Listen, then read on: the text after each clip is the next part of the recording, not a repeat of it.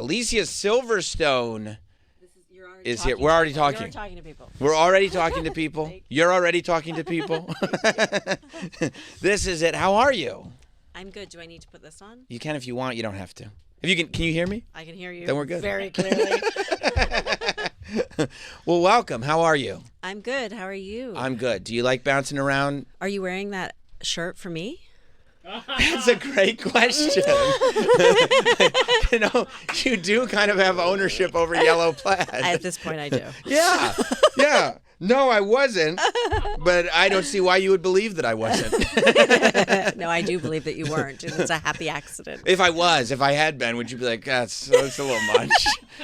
People do it all the time. Do they? Yeah. Do they? But anyway, sorry, I'm distracted. No, I would be too if somebody dressed up like my movie character from a film several years ago. But I'm sure it does happen all the time. I mean, and it's not just like Clueless, but I feel like so much of what you have done has lived forever. Like, and I think when I would imagine when you're doing things, you're not doing things going, okay, I'm going to do this and it's going to last forever, so make it count. It's just like, you're going to work, right? Yeah, you're going to, exactly. Yeah. You're going to work. There's no way you can ever imagine the cultural phenomenon that became. And yeah, most of the time at this point, you assume you're going to work and no one's going to see it. You know what I mean? Yes. So I'm really hopeful people tune in for this. Yeah. Irish Blood is this, by the way. Irish Blood premieres Monday, August 11th on Acorn TV, and there'll be episodes on every single week through September 8th. I mean, this is, and you're an executive producer on this too, as well as the star. Yes. You enjoyed doing the show? You were in Ireland for it? I was in Ireland for 3 months. Yes. And the people there are so lovely, so clever and funny. I mean, they say things like, "What's the crack?" Yeah. And good crack, a lot of good crack. Yeah. And it's a nightmare. Everything's a nightmare. Really? I didn't know that one. And Sherlock is another one, and it's really fun. It's like a whole nother language, and it's so fun. And but it's endearing. Oh, it's funny. They're so smart, and I loved the crew. I love my grips. I love the camera people. I love the DP. Everyone, the sound guy, which is really unusual. I usually have an aversion to sound people. It's not their fault. It's right. The job. It's like, I don't know how to explain it, but There's a vibe of sound people. The job, they're like, where do I put this? And they get all fussed out about where to put the thing. And it's I'm surrounded by them. It's radio. They're the worst. They're putting mics all over your clothes. There's nowhere to put the mic in your body. You're wearing a tight thing. There's nowhere to put it. And they start getting really nervous and sweating and like breathing all over you about like where to put the thing. And you're like, I'm just trying to get my lines. Yeah, and so anyway. Where do you want me to put the mic? Where do you want me to put the mic? I'm like, just do it. Just do it. Do whatever you want. Right. And especially if you're the executive producer. Like, well, you're the EP. No, right now, I'm just, please let me do the scene. But this guy was amazing, Johnny, the sound guy. He was brilliant. I loved him so much. And no disrespect to all the sound people in the world. There's a lot of good ones. Yes, but it can be and stress is contagious. Yeah. But the people were amazing. And being there, it's a character in the movie. So you really, in the show, you feel like you're really in Ireland and you experience the countryside and how cozy the whole thing is. Yeah. And when an Irish person asks me, what's the crack, I feel accepted. You know what I mean? Like, yeah. I go like, okay, you view me as an equal. And for some reason, it's like, I know you know this language that I don't. Yeah. You know? And so it's very homey like that. Do you swear here? Yes. Okay. So they also have this really great thing where they say fuck off. It means 7,000 different things. So it's like, if you said to me, do you want to have a burger? And I would be like, classic would be like, fuck off. No. But but if you said, do you want to go out to dinner tonight? I might go, fuck off. Like, you're like, and then they have the fuck off can be anything. Right. And it's amazing. So do you end up bringing that home? Because I mean, that would be one of those things I would want to. I really should have brought that one home. I haven't, but I'm living it now. Yes. How long does it take for you to really get that tone where you go, I know what this fuck off means. Yeah, it does require interpretation, but they're so clear because they're so clever and so clear and warm. It is quite clear what their intention is with it. Yeah. So that's good. I also feel like there's a wit. Yes. That I'm constantly trying to keep up with. Yes, you know that's what I mean? Yeah. That's what I mean. Yeah. But yeah. I think that the show's super fun because it's a mystery. Right. And a murder mystery. It's a murder mystery, and it's the crime elements are super fun, and it's also quirky. Yes. And which all fits into this Ireland theme, and also it's a rich emotional drama, so you get all of it in one. There is, and it is. I like the quirkiness in it because it almost relieves tension. You know what I mean? It brings you back down before you go on this more emotional kind of journey. I think it's good. When did you start getting into the space of like not only starring but also being executive producer and taking on roles like that? I think my first producing gig, I was 18 years old, and I produced Excess Baggage with Benicio del Toro and Christopher Walken. I did not know you were a producer on that. Yes, very much so. How do you get that at 18? That was the first time that it ever I was the youngest producer ever, and that was the first time that had happened in our Hollywood situation. Amazing. And I don't know, but did they just convince? Okay, well, if you want Alicia to be in this, she's also got to be. It was like that. Producer. It was like I didn't want to do it the way it was, and then, well, what is it you want to do? And then that's sort of how my producing career has been. I'm not sitting around going, God, I really want to make film. Like, what should I make this? I'm more interested in solving the I want to contribute to helping the world. So I'm more, writing books about health and about our planet and about animals and all that kind of stuff. Yeah.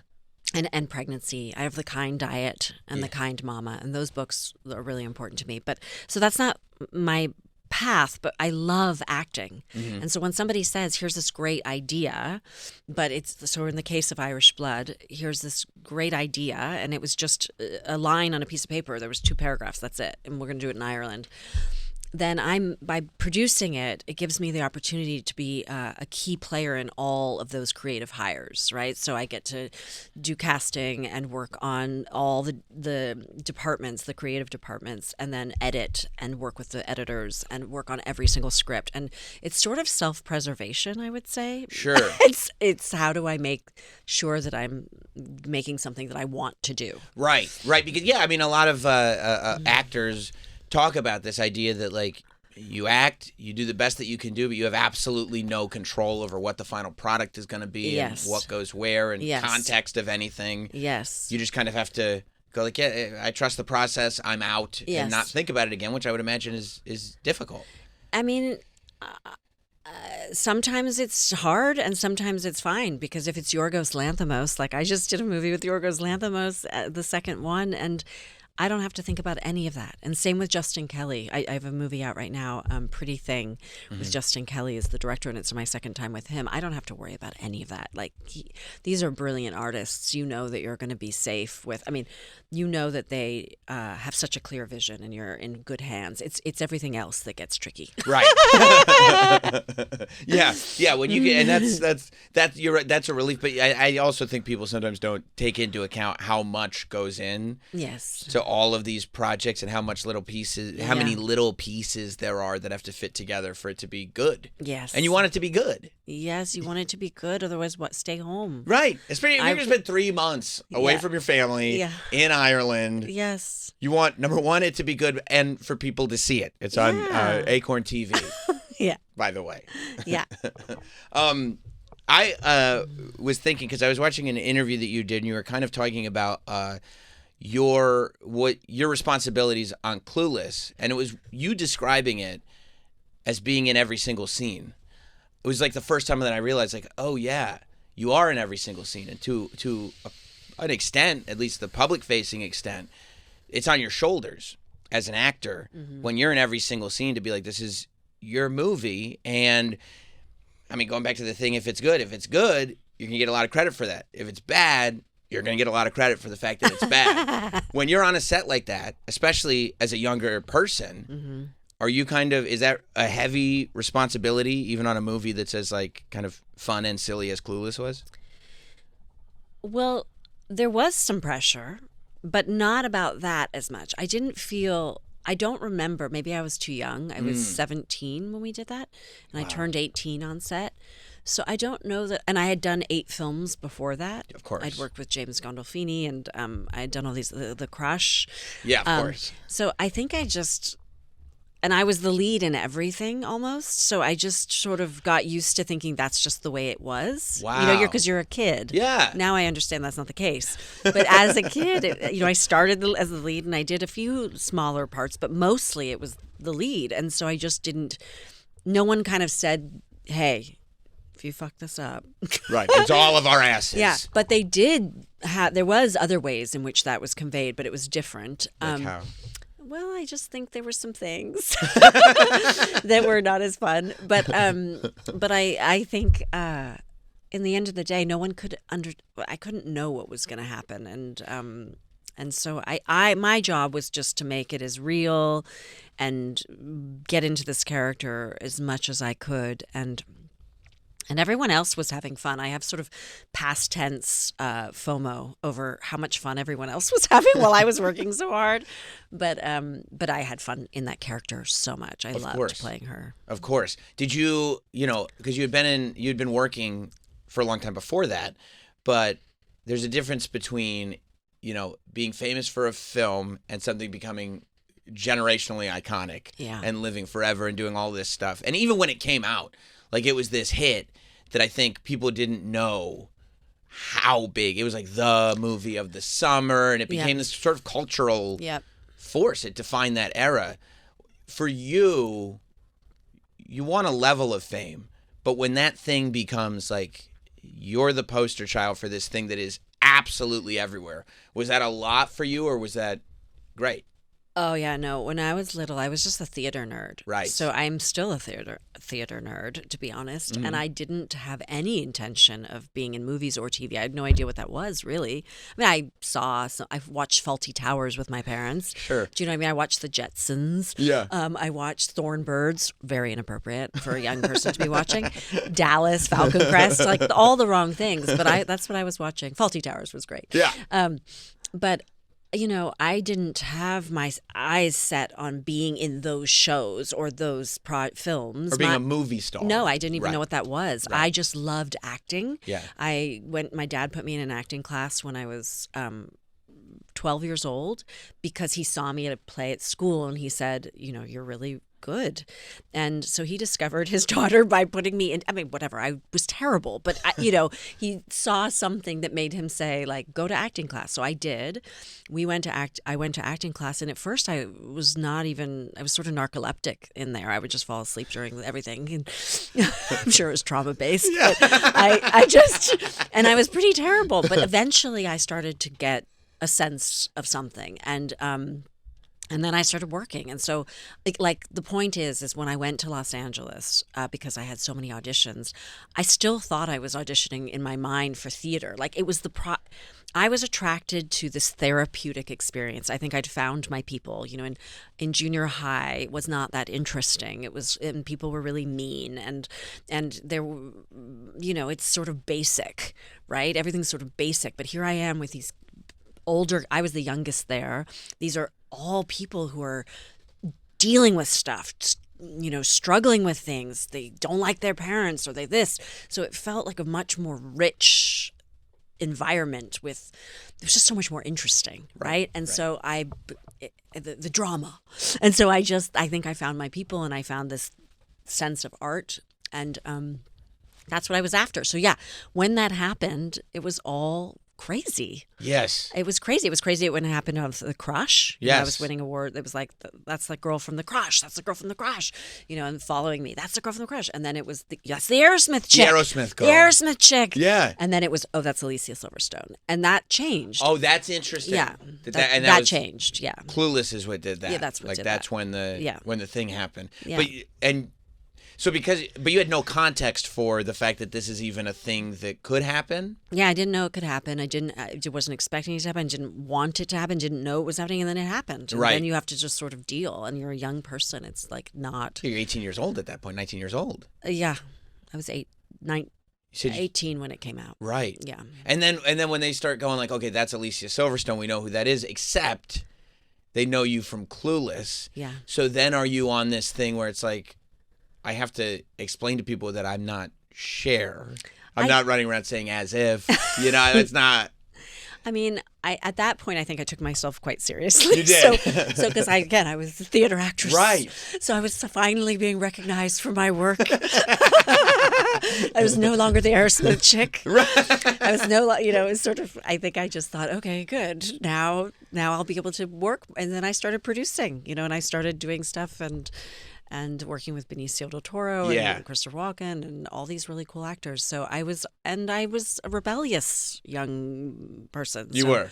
Yeah, I don't think I did things the way that you were supposed to do them. There was no one there to tell me, like, this is not how you do this. When you say let's do this differently. Yeah. Do you mean from like a business perspective? Yeah. And was that a good thing though? Did you get away with it, or did it make things tough? There's a lot that went down that we were not going to share. Right. But I think good for you. I think that the moral of the story is it was all very overwhelming to be suddenly so famous and to be a young person, and I was like, peace out. Like, let's just go. I'm going to go work on activism. I'm going to be focused all on trying to make the world better. I became very aware of what was happening with, animals, how it changed my life. I went plant-based, and like I ditched my asthma inhaler. I ditched my allergy shots. My skin cleared up. I lost weight. I had more energy. Like, it changed my life. I no longer was on medication. I was on a lot of medication as a kid. And so, antibiotics a couple times a year and this asthma inhaler and all these things. So it was great to be free of all that. Yeah. And it was just from my food. So I really wanted to help share that with people, and also knowing what was happening to the animals, and knowing that, currently like 9 million people die a year of hunger. And no one talks about that. And it's because we feed their food directly that could have gone to their mouths to cows and pigs and chickens. And so it's just an inefficient use of resources that leaves us in a very bad place where people are being harmed. And these things became very interesting to me, and I just put my focus there, and wasn't really. I was sort of against. Acting didn't feel good again, and then I did theater. And David Mamet got me excited again, as he could do. And he's pretty good. He's brilliant. Yeah. And I thought, wait a second, I do love acting. Wait a second, can I do both? Yeah. Well, and that's probably that's the difference between like. You probably lost your love because you became a movie star. Yeah. And when you want to be an actor, it probably is difficult to be an actor when you're a movie star. because people want you to be a movie star. They want you to be a superhero. They want you to be like, you know what I mean? And you're doing all this instead of being like, can I just go do this play or something? Yeah, I think so. I think there's so many things that get in the way of it all, and it just becomes unfun. But ultimately, I found the fun again, and I'm just having a great time doing theater and working with incredible directors and great actors. I feel so lucky. Yeah. Like, I get to work with Emma Stone and Jesse Plemons. It's amazing. They're brilliant. It's amazing. They're so good in Begonia. It's crazy. Yeah. There's a lot of people, myself but included, looking forward to seeing that. Oh my God, you're going to love it. It's so brilliant. That's awesome. If you like Yorgos, I love Dogtooth. Mm-hmm. And I think it's one of the greatest. It's so bizarre and brilliant. And then I love all of his films. I'm such a fan. Kinds of Kindness, Poor Things, obviously. The Favorite. He's just brilliant. And I was lucky enough to work with him before on Killing of Sacred Deer. But this one, watching Emma and Jesse is, and the storytelling is, and it's just visually beautiful. And he's a brilliant genius. And so. That's awesome. Yeah. And it's also awesome that you find like, no, I love this. That's why I started doing it. And I just, sometimes you have to just circle back. Find it again. Start all over again. Yeah. Do you like that? Do you look at stuff from that era that is so beloved by fans and go, yeah, that's kind of rough for me because I was in a different place? Or do you are you now seeing their perspective and being like, the fact that everybody enjoys this so much is a nice thing? Well, it depends on what it is. Right. I mean, I really love, I feel like I've had a really fun, everyone has their stuff, right? Mm-hmm. We all have our stuff. And so are there things I wish I did differently? Absolutely. And am I grateful for what I have? Absolutely. I've I feel very lucky that I get to do art as a job and play, and on this thing that's coming out at Christmas. It's called Merry Little Xmas, and it's a Christmas romantic comedy. And I just laughed. I produced this one as well, but the time looking into the eyeballs of Oliver Hudson and Pearson Fode and all the other cast members was so fun and silly, and I got to play this complicated, interesting part in a romantic comedy that's also a Christmas movie, which people love Christmas movies. They love them. So it's just great mashup of this stuff that people love. I haven't done a romantic comedy in a while, and getting to do a juicy part it feels fun. Yeah. Irish Blood, you also, it's a significant part for you. Juicy is probably the word. Again, it's Monday, August 11th on Acorn TV if you want to get into this show. And it is the type of show that you get into the week to week, the sort of like, I think people will enjoy the journey. I did want to ask, though, speaking of TV projects, I'm sure you can't say anything, but everybody's, I feel like it's been months that there have been rumors about this Clueless. I don't know if it's a reboot or a continuation or whatever it's going to end up being, but a series that you will, because there have been Clueless shows before that you weren't involved with. Right. But there are significant rumors of you coming back as Cher. Well, the rumor part has been going on for 30 years. Right.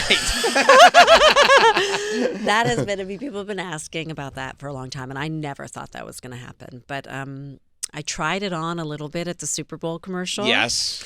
And I was brilliant. Thanks. Yes. I was scared, and then I thought, you know what? That's the thing about being an actor. You have to do things that challenge you. Right. So let's do it. And so I did it, and I loved being her again. That was really fun. And right after I did it, and I was surprised at how easily it came back. And then I got a call with Amy and the producers, Josh and Stephanie, and we talked about it and made a lot of interesting decisions that day. And then here we are. So it's not a rumor anymore in the sense that we are developing a show for, and we're doing it with Peacock. And but it's in such early baby stages that there's really nothing to say other than pretty sure we're going to make a good show. That's what we're trying to do. And my hope is to bring, honor the original that everyone loves, and also bring something fresh and new to it. Right. And I'm hopeful and also quite confident we will. That's all. Yeah, yes. And especially since, you get all this producing experience, you can be confident. Or I'll completely mess the whole thing up, and we're going to find out. Very possible. I don't think it's going to go one of two ways. Yeah. And that's why I never want to do it. You don't want to mess. It's like when you do something, you just don't want to mess. It feels kind of precious. You don't want to mess it up. Sure, and I'm sure people, especially like after it was so successful, were coming to you about doing sequels. I don't even know. I just remember it was sort of off the table. Amy didn't want to do it, and so it's just like, and I didn't think about it. I was off doing other things, and saying screw you to this business, and going to Africa and down the Amazon River with Woody Harrelson to save the rainforest. You know what I mean? I was busy. You're busy. It sounds like something that would occupy your mind. That's amazing. Yeah. That's amazing. I mean, I wish there had been a camera crew with you and Woody Harrelson. There really should have. There really should have been. That's amazing. It was amazing. We had chigger bites. I got chigger attacked. Head to toe, I look like a leper. Yeah. But incredible. It was great. Incredible. So good. Well, man, I am... Sleeping in tents, pooing in holes. That's what you guys did? Yeah. That's amazing. Yeah.